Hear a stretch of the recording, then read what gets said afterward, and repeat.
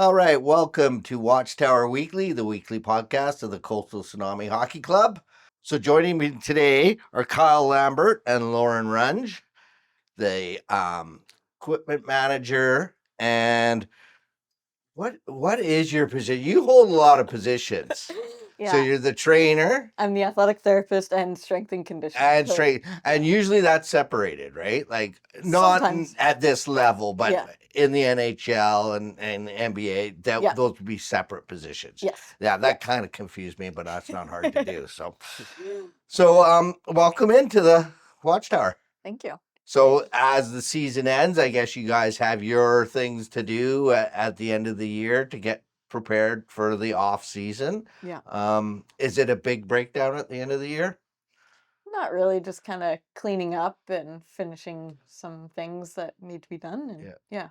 Just So- tidying house and getting everything ready It's more of a cleanup at the end of the year. Yeah. It's like Yeah. make sure it's all clean up, ready and for next year, and it's all preseason, kind of postseason start. And the better you do your job now, the easier it is when you come back at the start of the year. So. Exactly. Absolutely. All right, so I'll start with you, Kyle, because you're right here. So you're from Niagara. Yeah, so I grew up in Welland, Ontario, which is a small town in Niagara. It's part of that whole Niagara Peninsula. Yeah. How close to the falls? Good half hour, 25 minutes, half an hour. It's pretty good. It's a tourist trap, I guess. Yeah, for For sure. the falls. It gets quite busy in the summer. Everyone's finds their way there. There's water parks and attractions and that kind of fun stuff. But yeah, it's pretty good. There's a lot of people that come out of that place. So yeah, it's been fun. Yeah. So you grew up in Wellington and then you went to university. We know you went to university to get into the media. Yeah. How did you end up transitioning to equipment management? So I went to school, went to college, took television productions, did my 2 years there, and while I was there, I got involved with the junior team up there, and just kind of Was that the Ottawa Junior Sevens? junior senators. Junior Senators. So they're part of sorry. the Central Canada Hockey League. Yeah, the CCHL, which is nine divisions. The AJHL, the Saskatchewan. Yeah. I think there's 4 from Ontario. The only provinces, Newfoundland, BC, and Nova Scotia, don't have any teams because they have their own little.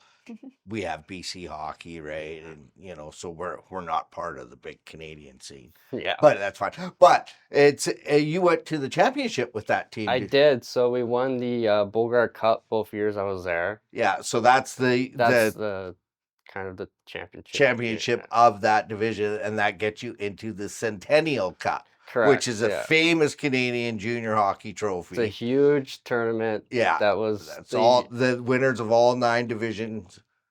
Yeah, go there and compete. Yeah, so I was part of the 2 years, so they won it back to back. So they got to go to the Centennial Cup both years. They didn't win it, but lost to Brooks. Yeah.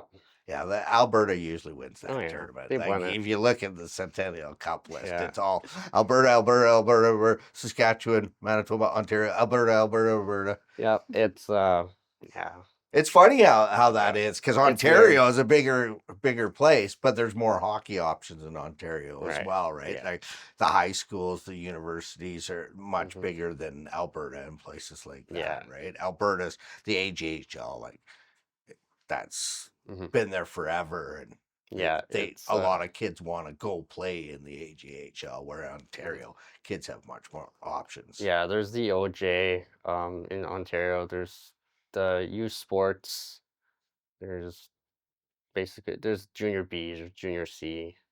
So there's a bunch of leagues, bunch of options for those kind of guys who want to stick in hockey. Yeah, and from the Niagara area, there is a few NHLers, quite a few actually, but the 2 I'm going to talk about is Terry O'Reilly and Jeff Sanderson, 2 of the greatest Bruins ever. I don't know why I'd want to talk about the Bruins guys, but so did you growing up? Did you know Oh yeah, I met a few too. Well, I'm related to one of them, Dan Pye, 2011. Yeah. So yeah, I see him every summer at a family reunion, and we chat and talk hockey and whatnot. But yeah, there's a couple guys that come out of that place. Dan Girardi's from there. Paul Bissonnette's from there. Grew up not too far from him. Uh, Nathan Horton's from the Niagara area. Uh, Another good Kyle one. Clutterbuck, who plays for the Islanders, Yeah. is from there. So it's kind of cool. You'll go to the grocery store and you'll run into them just randomly. It's pretty cool, and you take pictures and It's like when the kind of. Sedins catch the ferry over here, and then you hear about it all week. Did you hear the Sedins were on the ferry? Oh yeah, it's no, it's good. It's fun. Nice guys too. And All right. So, Lauren, we'll get into your history a little bit. You're from Yeah. Collingwood, Ontario. Yes. Yeah. Yeah. And that's another lake town. Yeah. We got a lot of lake people on this team. And then you how did you decide that you wanted to become involved in kinesiology and So it kind of actually just was random. I went to a university fair when I was kind of deciding where to go for university. Originally, I wanted to go for massage therapy, and then kin kind of found me. And then in my last year of my kin degree, I was the student trainer for a basketball team at the university that I was there at. that was University Of Ontario Institute of Technology. Yeah. Yeah. And then from there, I applied for athletic therapy programs because I enjoyed kind of going on the road with them, being at practices and looking after their injuries. And that's kind of, yeah, history. You also were involved with rugby sevens as well? I did do a little bit of rugby. Yeah. Was that through the university or was Yes, yeah, that wasn't through Ontario Tech now that it's called, but through Sheridan. When I was Yeah. in my athletic therapy program, I was with Seneca College, and yeah, I was with the women's sevens Yeah. team there. There's a long history. We used to have this rugby club up here called the Pigs. Have you heard? Yeah. I've heard. Yes, yeah. It was huge. At one time, it was one of the biggest sporting groups up here, right? Yeah. They Yeah. had some mismanagement with not allowing younger players to play. And then it kind of, when all the old guys left, there was nobody to take over and it kind of folded, right? But there's a few of the old timers still kicking around. Yeah. Yeah. The barber, John the barber, who's retired now. Yeah. He was one of their biggest. You go Oh. talk to him about rugby. Talk all day about rugby. Yeah. And then how did you end up here on the coast? So after I finished my athletic therapy degree, I moved out to BC, landed in North Van, and then after about a year and a bit in there, I found a job posting for this job and applied, and yeah, had a No connections, an actual Craigslist post and Yep. oh, that's kind of cool because Yeah. you know in hockey, right, a lot of times it's who you know, what you know, right? Yeah. Like even talking, like a lot of players, oh, I know this coach, I know that coach, Yeah. so I'm actually shocked. It's kind of cool, right? Yeah, yeah, and I was doing a lot of like SHL like teams, especially from Okanagan, Delta, Yale a little bit, and North Shore, like all those kind of teams I was covering for games doing when they were at showcases and stuff. So, yeah, but yeah, I found it and applied, and then had a phone call conversation with Rick, and yeah, got the job right And away. we're lucky to have you because I know all the guys love the work you do and appreciate you very much. And Yeah. it's an important job. I've had some injuries and I had to go through rehab. And Yeah, if the person doesn't know what they're doing, they don't help you. So no, exactly. Yeah. So you've been here 2 years and Yeah. you've been here a year. So difference between last year and this year? Anything big? Anything? I think the biggest difference is just, the guys' drive to want to play and kind of, yeah, just their desire to play and make the effort to off the ice as well.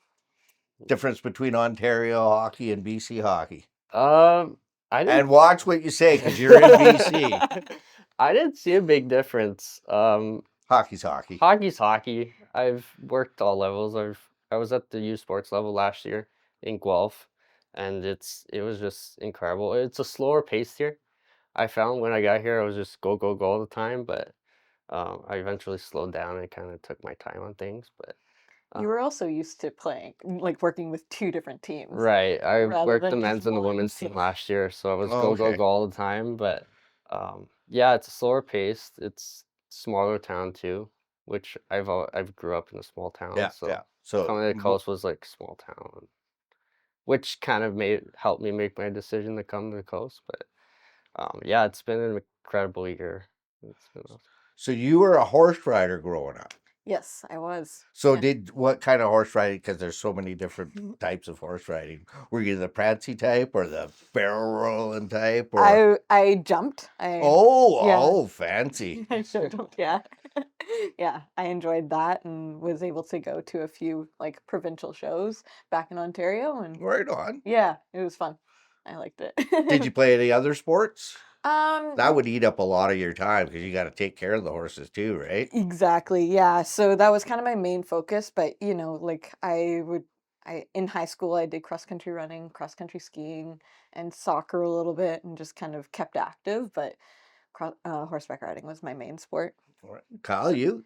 I played hockey. Yeah. I've always just played hockey. I golf in the summer and I bowled a bit, but Oh yeah. yeah, I when I was younger, I bowled in a league, but it was nothing. No bowling alley up here though. No, We used to have one. We used that's to have two, and that was the problem. We had one, everything was going well, and then somebody brought in another one, and it was like, why are you doing this? There's not enough people, and yeah, I they was ended looking up for both things to gone. do, and like I guess the bowling alley, I love it's bowling. down I the. suck at it, but I love it. I love Oh yeah, it. it's fun. Fun Saturday night. You go bowl for a It was couple. always 5-pin here, so it was always the small balls. Yeah, So I remember the first time I went to Vancouver, played 10-pin, and with the big ball, it was like crazy yeah. trying to spin the ball. But Oh yeah. anyways, so overall, the team a little disappointed, but I thought they did well for our second year in the league.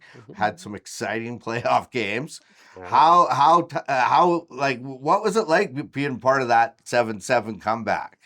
That was insane. That was crazy. Like, yeah, I think everyone, beginning of that third period thought that, we were just gonna pack it in. I was saying, and parents even said to me, "You said it." I said, "All they need is one, and then you got another one, and then you get another one, and then you get another one, and then it's 6-7, and who knows what can happen." Exactly, yeah. exactly.